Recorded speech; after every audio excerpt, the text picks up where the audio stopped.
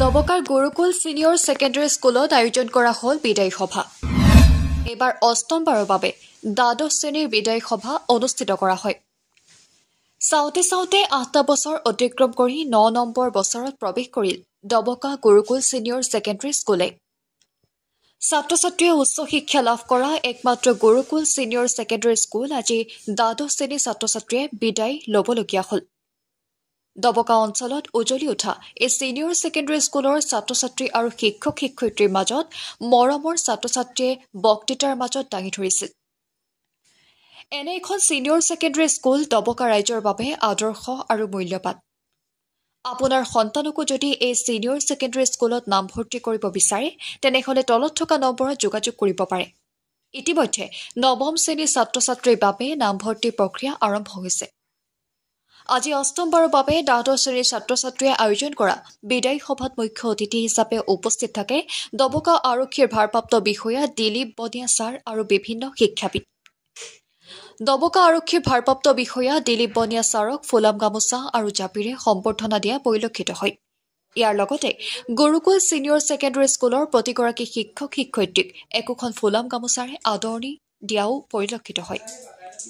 ইয়াৰ সমান্তৰালকৈ প্ৰতিগৰাকী শিক্ষাবিদে দ্বাদশ শ্ৰেণীৰ ছাত্ৰ-ছাত্ৰীক আগন্তুক পৰীক্ষাত ভাল ৰিজাল্ট আৰু গুৰুকুল সিনিয়ৰ সেকেন্ডাৰী স্কুলৰ সুনাম কঢ়িয়াই আনিবলৈ মন্তব্য আগবঢ়ায়। তাৰ সমান্তৰালকৈ ছাত্ৰ-ছাত্ৰী শিক্ষক সকলৰ পৰা বিদায় লয়। এই মুহূৰ্তত আমাৰ হাতত মন্তব্য আছে, আগবঢ়াইছো। জয়তে আমি গুৰুকুল সিনিয়ৰ সেকেন্ডাৰী স্কুল দবকাৰ পৰা সমূহ ৰাজ্যলৈ দবকাবাসী ৰাজ্যলৈ আন্তৰিক অভিনন্দন আৰু শুভেচ্ছা জ্ঞাপন কৰিছোঁ।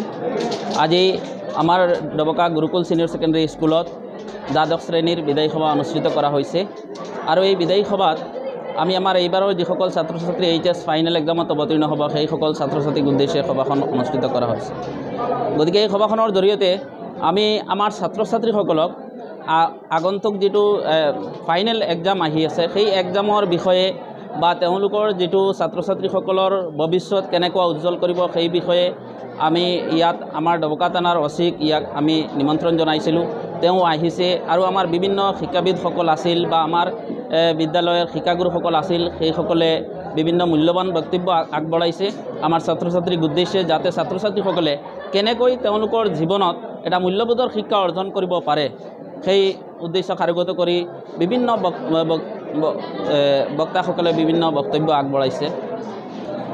ইয়াৰ পিছত আজি আমি এই সভাখনৰ জৰিয়তে আমাৰ ছাত্ৰ-ছাত্ৰী যিসকল HS ফাৰ্ষ্ট ইয়াৰত পঢ়ি আছে বা যিসকল ছাত্ৰ-ছাত্ৰী এতিয়া ক্লাছ 10 বিভিন্ন স্কুলত পঢ়ি আছে, আমাৰ নেক্সট যিহেতু এডমিশ্যন প্ৰচেছ হ'ব ক্লাছ 11ৰ, সেই উদ্দেশ্যে এই সভাখনৰ জৰিয়তে আমি আগন্তুক এটা মেছেজ দিব বিচাৰিছোঁ যে আমাৰ গুৰুকুল সিনিয়ৰ সেকেন্ডাৰী স্কুলত আজিকালি যেনেকুৱা মডাৰ্ণ টেকন'লজি বা এডুকেশ্যনেল টেকন'লজিৰ কথা কোৱা হয়, ICT ইনফৰমেশ্যন কমিউনিকেশ্যন টেকন'লজি, বিভিন্ন তেনেকুৱা অত্যাধুনিক যি প্ৰচেছেৰে শিক্ষা দীক্ষা আগবঢ়োৱা হয়, তেনেকুৱা আমাৰ ইয়াতো বিভিন্ন ধৰণৰ শিক্ষা দীক্ষা, বিভিন্ন মূল্যবোধৰ শিক্ষা বা বিভিন্ন তেনেকুৱা প্ৰতিযোগিতামূলক কম্পিটিশ্যনৰ আয়োজন কৰা হয়।